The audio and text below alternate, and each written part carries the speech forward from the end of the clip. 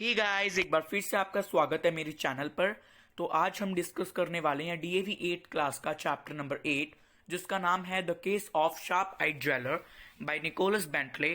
तो आज हम इस चैप्टर को डिस्कस करेंगे और इस पूरे चैप्टर को हम हमारी दो पार्ट्स में कवर करेंगे। तो ये इस चैप्टर का पार्ट नंबर 1 वीडियो है और पार्ट नंबर 2 वीडियो आप मेरे चैनल पर जाकर देख सकते हो और इस चैप्टर को कंप्लीट कर सकते हो। और हाँ गाइस, अगर अभी तक आपने मेरे चैनल को सब्सक्राइब नहीं किया है तो प्लीज़ मेरे चैनल को सब्सक्राइब कीजिएगा। तो आइए अब हम इस चैप्टर को स्टार्ट करते हैं। Now read the story about a jewellers assistant who foils an attempt to steal an expensive ring by virtue of his vigilance। तो इसका मतलब है कि हम इस चैप्टर में क्या रीड करेंगे, स्टोरी में क्या रीड करेंगे कि एक ज्वेलर्स की शॉप पे एक जो ज्वेलर होता है, जो एक सुनार होता है, तो उसका जो है उसने एक असिस्टेंट रखा होता है। तो वो असिस्टेंट क्या करता है, अपनी बुद्धिमानी से, अपनी चतुराई से, विजिलेंस का मतलब होता है बुद्धिमानी, अपनी चतुराई से क्या करता है, उनकी दुकान में एक साजिश रची जाती है एक बहुत ही महंगी रिंग को चुराने की। तो उस साजिश को वो नाकाम कर देता है ज्वेलर्स का असिस्टेंट। तो अब हम इस चैप्टर को यहाँ से मेन स्टार्ट कर रहे हैं। First, let me introduce myself. My name is William Morris. I am a very ordinary man, except that I use my eyes and my common sense more than most people do. अब वो कह रहा है कि first of all मैं आपको अपना introduction दे देता हूँ कि मैं हूँ कौन। तो वो बता रहा है कि मेरा नाम है विलियम मॉरिस और मैं एक बिल्कुल साधारण सा मनुष्य हूँ, बट लेकिन मैं अपनी आंखों और अपनी कॉमन सेंस का ज़्यादा से ज़्यादा इस्तेमाल करता हूँ। जितना कि आम लोग करते हैं उससे ज़्यादा ही मैं करता हूँ अपनी आंखों का और कॉमन सेंस का इस्तेमाल। My hobby is perhaps a little out of ordinary. जो मेरी हॉबीज़ हैं या जो मेरी हॉबी है वो बहुत ही ज़्यादा थोड़ी ऑर्डनरी है, थोड़ी यूनिक है, कुछ हट के है। It is the study of crimes and criminals. मेरी हॉबी क्या है कि क्राइम के बारे में और क्रिमिनल्स के बारे में स्टडी करना। For the past 30 years I have made a study of the crime stories of the greatest authors from Edgar Allan Poe to Agatha Christie। तो अब वो अपने बारे में बताता हुआ कह रहा है कि पिछले 30 सालों से मैं क्राइम्स के बारे में और क्रिमिनल स्टोरीज का अगर वो उसकी हॉबी क्या है कि क्राइम्स और क्रिमिनल्स के बारे में स्टडी करना, तो वो क्राइम्स और क्रिमिनल्स की ही स्टोरीज और उनकी बुक्स वगैरह पढ़ता है। तो वो कह रहा है कि पिछले 30 सालों से मैं अपनी क्राइम की स्टोरीज पढ़ता आ रहा हूँ। वो जो बहुत अच्छे अच्छे बहुत ग्रेट ऑथर्स हैं उनकी, चाहे वो एडगर एलन पो हों चाहे वो अगाथा क्रिस्टे हों। तो एडगर एलन पो से लेकर अगाथा क्रिस्टे तक मैंने सभी की स्टोरीज पढ़ी हुई हैं। And here, I must say that the stories I have most enjoyed are not those where the detective is an extraordinary person, extraordinarily favored by a fortune, but where he is just an ordinary man who uses his eyes and his common sense to full। तो अब वो अपने बारे में बताता हुआ कह रहा है कि मेरे को ऐसी स्टोरीज में ज़्यादा मज़ा आता है। मैं उन स्टोरीज को ज़्यादा अच्छे से इंजॉय करके स्टडी करता हूँ जिनमें कि डिटेक्टिव होता है कि जासूस, जिनमें जासूस कोई एक्स्ट्रा ऑर्डिनरी पर्सन नहीं होता या कोई ऐसे भाग्यवान इंसान नहीं होता। ऐसी स्टोरीज में उसको सबसे ज़्यादा मज़ा आता है जिसमें एक डिटेक्टिव बिल्कुल साधारण सा एक आम इंसान होता है, बट लेकिन आम होते हुए भी वो बहुत ही ज़्यादा अपनी कॉमन सेंस का, अपनी इंटेलिजेंस का और अपनी शार्प आइज का इस्तेमाल करता है किसी भी केस को सॉल्व करने में। तो अब वो बता रहा है कि उसको ऐसी स्टोरीज को पढ़ना ज़्यादा अच्छा लगता है। I love to watch people. Some men love to watch the behavior of birds, others the behavior of fish, but I love to watch how men and women behave। अब वो कह रहा है मेरे को क्या पसंद है, लोगों को देखना। अब वो कह रहा है कि कई लोगों को क्या पसंद होता है, बर्ड्स का बिहेवियर देखना कि बर्ड्स कैसे बिहेव करती हैं, फिशेस क्या बिहेव करती हैं, बट लेकिन मेरे को वो सब इतना पसंद नहीं है। मेरे को ये पसंद है कि मेरे आसपास में जो मैन एंड वुमेन हैं वो कैसे बिहेव कर रहे हैं। I have the habit of observing everything they do, the way they walk, speak and pray, what they eat, read, wear and wish for। अब वो बताता है कि मुझे एक ऐसी हैबिट है आसपास जो भी कुछ हो रहा है उस सभी को ऑब्जर्व करने की, कि चाहे वो मैन है चाहे वो वुमेन है, तो उनका चलने का क्या ढंग है, बोलने का क्या ढंग है, वो प्रार्थना कैसे करते हैं, वो क्या खाते हैं, वो क्या पीते हैं, क्या वो पहनते हैं, क्या वो रीड करते हैं और उनकी विश क्या है, वो चाहते क्या हैं। Nothing ever escapes from my sharp eye. अब वो कह रहा है मेरी इन तीखी नज़रों से कुछ भी आज तक नहीं बच सका है, और ये मेरी बहुत ही शार्प आइज हैं। Of course you can not learn much from a one fact, but if you put two or more facts together you can learn a great deal। तो वो कह रहा है कि ये तो आम सी बात है कि अगर आपको किसी चीज़ के बारे में एक कोई फैक्ट पता चलता है तो ऑफ कोर्स आप उस एक फैक्ट से उस पूरी चीज़ के बारे में पता नहीं लगा सकते, बट लेकिन आपको अगर 2 या 3 या 4 फैक्ट्स अगर आपको मिल जाते हैं किसी चीज़ के बारे में तो आप उस चीज़ के बारे में अच्छे से स्टडी कर सकते हो और अच्छे से एक पता लगा सकते हो। I admit that I am only guessing at the truth and that my guesses may be wrong. All the same, it is an interesting pastime and I truly enjoy it। तो इस लाइन का मतलब है कि वो जो William Morris है वो कह रहा है कि मैं मानता हूँ कि जो सच्चाई होती है मैं उसको कभी श्योर नहीं बोलता, मैं सिर्फ सच्चाई को गेस करता हूँ कि हाँ ऐसा हो सकता है, और मे बी जो मैं गेस करता हूँ वो रॉन्ग भी हो सकता है, बट लेकिन all the same it is an interesting pass time and I thoroughly enjoy it. तब वो क्या कह रहा है कि चाहे जैसा भी हो, चाहे वो मेरी सच्चाई सही हो चाहे वो रॉन्ग हो, बट लेकिन वो कह रहा है एट द सेम टाइम कहीं ना कहीं जो हमारा फ्री टाइम होता है, जो लेजर जो हमारा पासिंग टाइम होता है, अगर उसमें मतलब मेरे को ये अच्छा लगता है ऐसा हमारा अपने टाइम को पास करना, और वो उसको बहुत ज़्यादा इंजॉय करता है। किसको? कि लोगों को अपने आसपास के एनवायरनमेंट में जो कुछ हो रहा है उसको ऑब्जर्व करना उसको बहुत अच्छा लगता है। I have told you something about my hobbies and habits, and now I shall speak of my work। I am a jeweler, or more accurately I am a jeweler's assistant। अब वो कह रहा है कि मैंने आपको अपनी हॉबीज़ के बारे में, हैबिट्स के बारे में अपना एक तरह से ओवरव्यू आपको बता दिया, बट लेकिन मैं अब आपको बताता हूँ कि मैं काम क्या करता हूँ। What is my work, what is my passion, what is my occupation. ठीक है, तो वो आगे से बोलता है कि आई am a jeweller, or more accurately I am a jeweller's assistant. वैसे मैं एक ज्वेलर हूँ, अगर अच्छे से बताऊँ और गहराई में बताऊँ तो मैं एक ज्वेलर का असिस्टेंट हूँ। This may not strike you as anything important or unusual.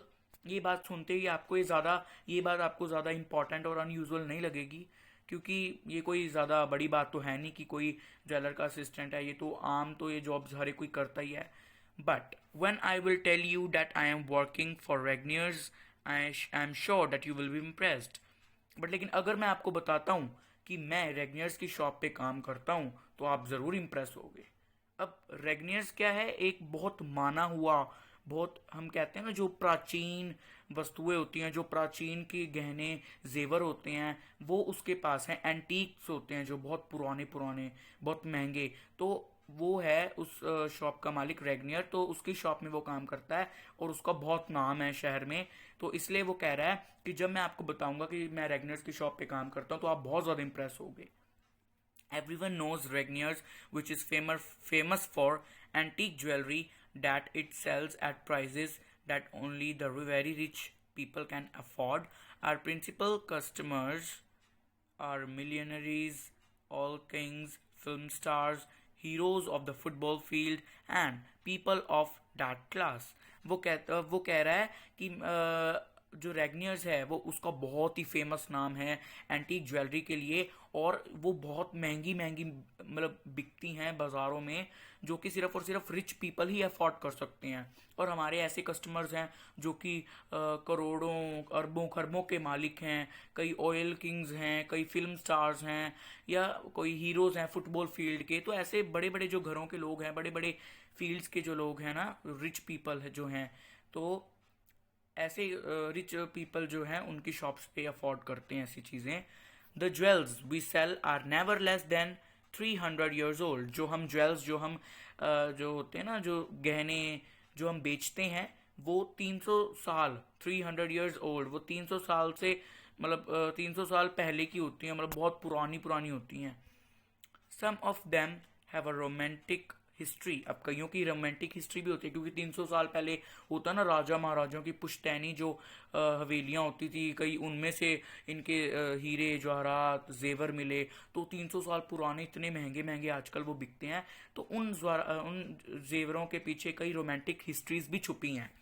Many had once been the gift of a prince to some reigning beauty of his time. तो वो क्या कह रहा है, many had once been the gift. अब बहुत सारे तो इनमें से गिफ्ट बन चुके हैं of a prince to some reigning beauty of his time. तो अब क्या है कि many had once been the gift of a prince to some reigning beauty of his time. तो अब वो विलियम मॉरिस कह रहा है कि हमारी शॉप पे कुछ ऐसी इतनी पुरानी ज्वेलरीज भी हैं जो कभी एक टाइम पर किसी राजा ने किसी महिला को, अपनी रानी को या अपनी किसी सुंदर महिला को गिफ्ट में दी थी। The first thing I do when I get to work in the morning is to put in the window some pieces of jewelry which are always kept in the safe overnight.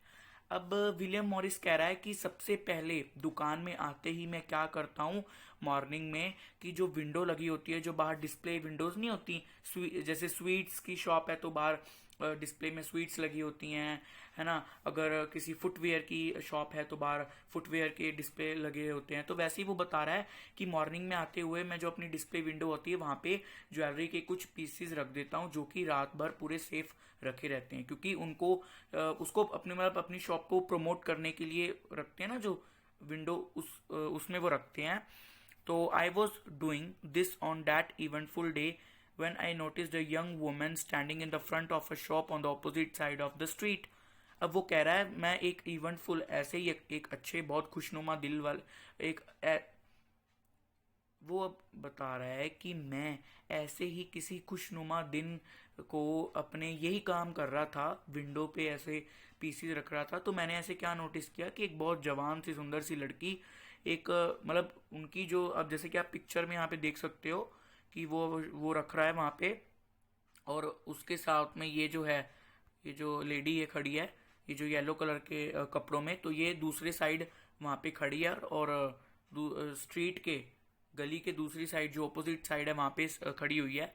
Her eyes were fixed on the display in the shop windows and she stood there all the time. It took me to arrange our display quite 15 or 20 minutes. वो बता रहा है कि वो वहीं पे बहुत time से खड़ी हुई थी और वहीं पे डिस्प्ले, जो शॉप की विंडो की डिस्प्लेज होती हैं वहाँ पे देख रही थी। She stood there all the time, वो काफ़ी टाइम से वहाँ पे खड़ी हुई थी। It took me to arrange our display. अब उसने कहा कि मेरे को 15 से 20 मिनट हो गए, मैंने अरेंज सब कुछ कर लिया, तब भी वो खड़ी हुई थी। And what do you think she was staring at. अब वो अपने आप से भी क्वेश्चन कर रहा है, शायद पता नहीं अब किससे, वो खुद भी कंफ्यूज हो रहा है कि वो वहां पे खड़ी होकर किस चीज को स्टेयरिंग यानी किस चीज को घूर रही है, देख रही है।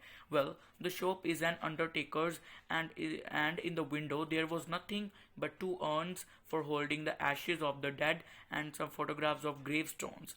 अब अंडरटेकर शॉप क्या होती है? अंडरटेकर शॉप होती है एक ऐसी शॉप जहाँ पे जो डेड बॉडीज या जो मर जाते हैं लोग, उनके, हम बोलते हैं ना कि उनको जैसे उनके रिलेटेड कुछ ऐसे सामान मिलता है, जैसे कि कपड़े मिलते हैं या घड़े मिलते हैं जिनमें उनको हड्डियों को या उस राख को रखा जाता है। तो जो डेड पर्सन का जितना भी मटेरियल होता है ना वहाँ पे, स्टोन्स, ये सारी चीज़ें, घड़े मटके, है ना, ये सारी चीज़ें वहाँ पे मिलते हैं, तो उसको अंडरटेकर शॉप बोलते हैं। तो अब वो क्या, विलियम मॉरिस क्या कह रहा है कि वो जो लेडी है, वो जो सामने शॉप को देख रही है, और वो शॉप एक्चुअली में अंडरटेकर की शॉप है। अंडरटेकर यानी वैसी एक शॉप है। तो वहाँ पे वैसे कुछ है तो नहीं खास डिस्प्ले विंडो में देखने के लिए। 2 urns यानी वही फॉर होल्डिंग द एशेज यानी जो राख होती है डेड पर्सन की, उसको होल्ड करने के लिए जो घड़े मटके होते हैं उनको देख रही है। And some photographs of grave stones, और कुछ ऐसी पिक्चर्स हैं, कोई ग्रेव स्टोन्स की जो पिक्चर्स होती हैं वो हैं। Her interest in such things struck me as a very strange. अब किसी इंसान का ऐसी चीज़ों को देखना मतलब अच्छा नहीं लगा, और ऐसा इंटरेस्ट किसी का मेनली होता नहीं है। तो विलियम मॉरिस को कुछ ऐसा अजीबो गरीब सा लग रहा था। The thought crossed my mind that someone dear to her had died. अब उसके दिमाग में ये आया, क्या पता इसने उस शॉप से कुछ लेना हो, क्या हो सकता है उसके परिवार में किसी की डेथ हो गई हो तो उसने मे बी कोई सामान वहाँ से लेना हो, may be. But she was not wearing black और any other sign of mourning. Mourning का क्या होता है, यानी शोक, बहुत दुख भरे। अब दुख भरे में क्या होता है, अब देखो जैसे कि आप वहां पे देख सकते हो, उसने एक ऐसा कोट डाला हुआ है, बैग है, बिल्कुल वो तैयार वगैरह होके वहां पे आई हुई है मार्केट में। जिगजैग पैटर्न का येलो कलर का कोट है। अगर डेथ होती है तो या तो ब्लैक या वाइट कलर के कपड़े वियर करते हैं लोग, और ऐसे इतना शाइनी कपड़े तो बिल्कुल अवॉइड ही करते हैं लोग। तो फिर वो कहता है नहीं नहीं, डेथ तो क्या हुई होगी, क्योंकि अगर डेथ हुई होती तो वो एक तो उसने ऐसे कपड़े कोई वियर नहीं कर रहे होते, जो कि माउंटिंग माउंटिंग का मतलब ऐसे कोई दुख भरा तो ऐसा कोई दिख नहीं रहा है इसके फेस पे, क्योंकि उसने क्या है, she was in fact that she was wearing a bright yellow coat with a vivid यानी zigzag pattern running all over it and yellow sandals. उसने येलो सैंडल्स डाले हैं, एक येलो कलर का कोट डाला है जिसमें zigzag पैटर्न बना हुआ है। अंडरटेकर यहाँ पे लिखा है ना बच्चे नीचे, a person whose job is to prepare dead bodies for cremation. मतलब जो जब उसको आग लगाई जाती है या कैसे भी उस वो पर्सन जो कि उस डेड बॉडी के लिए पूरी प्रिपरेशंस करता है। I had finished arranging the jewels in the window and was still keeping one eye on the young woman when a man came into our shop. अब जब तक जब तक मैं उसको सारी वो जितनी ज्वेलरीज थी उनको अरेंज कर रहा था, तो तब तक मैं वहाँ उसको देख ही जा रहा था अपनी एक आंख से। तो तभी क्या हुआ, एक हमारी शॉप में एक इंसान आया। It was immediately plain to me that he was an American, one of the gum chewing Americans. अब ये तो इमीडिएटली साफ साफ पता चल रहा था कि वो शायद वो एक अमेरिकन है, क्योंकि अमेरिकन की अब इसमें क्या पहचान बताई है, गम चूइंग अमेरिकन। क्योंकि अमेरिकन की आदत होती है कि वो चुइंगम होती है ना, चुइंगम जो होती है उसको वो चबाते रहते हैं, अपने माउथ में डाल के ऐसे चबाते रहते हैं, उनकी हैबिट होती है। तो इससे उसको ऐसा लग रहा था कि वो शायद वो एक अमेरिकन है। An American is the easiest of all to pick out. एक अमेरिकन ही होता है ऐसी चीज़ों के बारे में जिससे पता चल जाता है कि हाँ भी अमेरिकन है।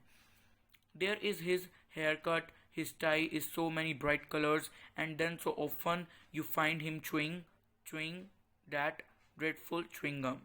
अब क्या है, अब इससे पता चल रहा था एक तो उसका हेयर कट, उसके इतनी ब्राइट कलर से सजी हुई जो टाई थी, उसके कपड़े पहनने का ढंग, और वो जो बारी बारी चुई मतलब ऐसे चुई का मतलब चबाना, वो चुइंगम को ऐसे चबा रहा था और चबाई जा रहा था।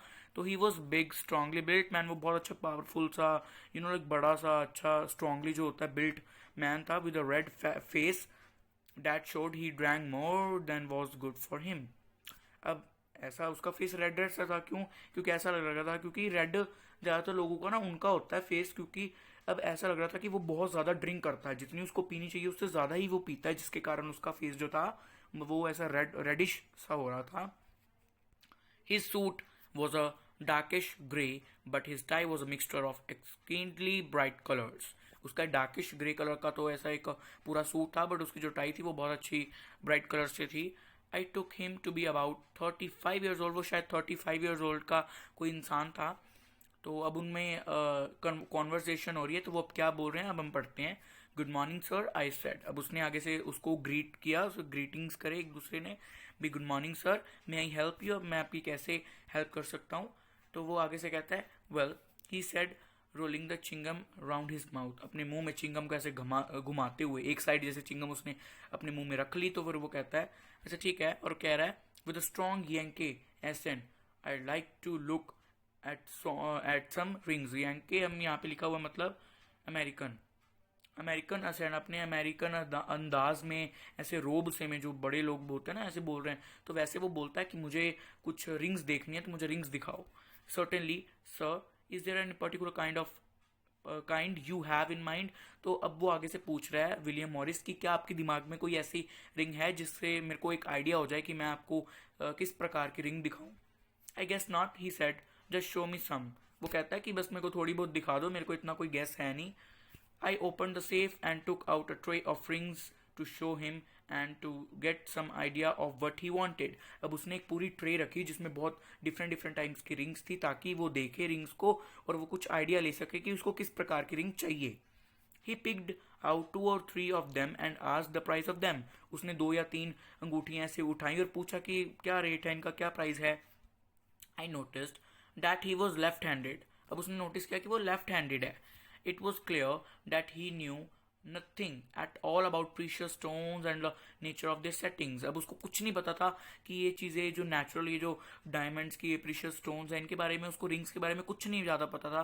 क्योंकि वो, अगर देखो, कोई इतनी बड़ी महंगी लाइक स्टोर में आ रहा है, तो उसको पर्टिकुलर कोई रिंग के बारे में पता होना चाहिए कि मेरे को ऐसी चाहिए, बट लेकिन उसको कोई अंदाजा नहीं था। तो अब जो विलियम मॉरिस है, वो अब ऐसे मतलब सोचते हुए, देखते हुए कह रहा है कि शायद the price was the measure by which he judged them. मतलब वो जो रिंग्स थी उनको देख कर नहीं, उनको उनके प्राइस के मेजर पर जज कर रहा था कि कौन सी कितने रुपीस की है, कितने लाख की, कितने करोड़ की है, कौन सी कितने की है। तो वो देख के नहीं ऐसे कुछ जज कर रहा था, वो उनके प्राइस के बेसिस पे उनको जज कर रहा था। तो so guys, this was the video for the part 1। सो अगर इसकी पार्ट 2 वीडियो चाहिए तो वो भी आपको मेरे चैनल पे अवेलेबल हो जाएगी, और आप वहाँ से इस चैप्टर को कंप्लीट कर